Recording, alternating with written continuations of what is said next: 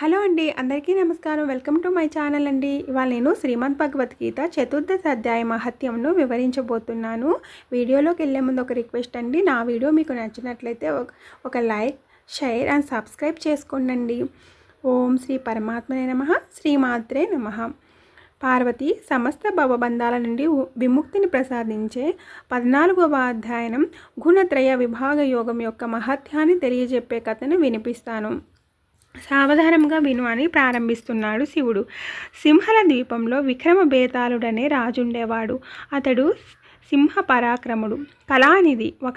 ఒకనాడు ఆయన వేట నిమిత్తం ఉత్సాహంతో రాజకుమారులతో పాటు 2 ఆడ కుక్కలను కూడా తీసుకొని అడవికి వెళ్ళాడు. వారు వనానికి చేరిన తర్వాత వాళ్ళను చూసి ఒక కుందేలు భయపడి మహావేగంతో పరిగెత్తసాగింది. రాజు ఒక కుక్కను వదిలాడు.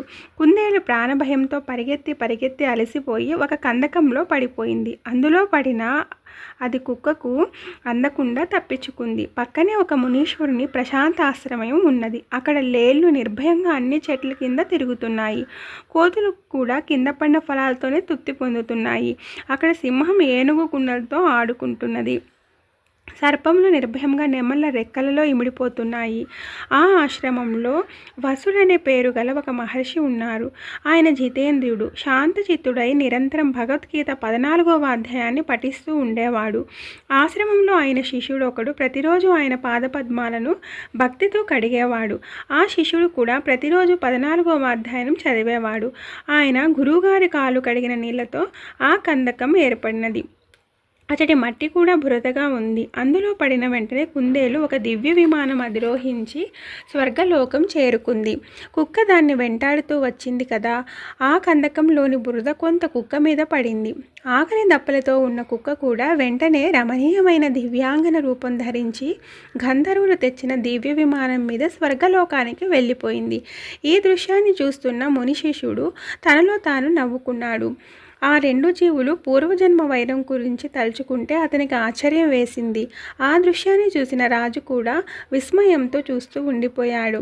రాజు ఎంతో భక్తితో మునికి ప్రణమిల్లి, విప్రోత్తమ, ఈ కుందేలు కుక్క నీచ జన్మలెత్తిన జ్ఞానహీనులైన అవి స్వర్గానికి ఎలా పోగలిగాయి? దీనికి కారణం ఏమిటి? దయచేసి చెప్పండి అని ప్రార్థించాడు. శిష్యుడు ఇలా చెప్పసాగాడు.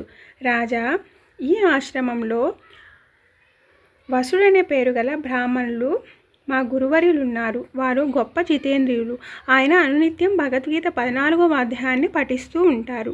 గురువర్యులతో నేను కూడా శ్రద్ధగా ఆ అధ్యాయాన్ని చదువుతాను.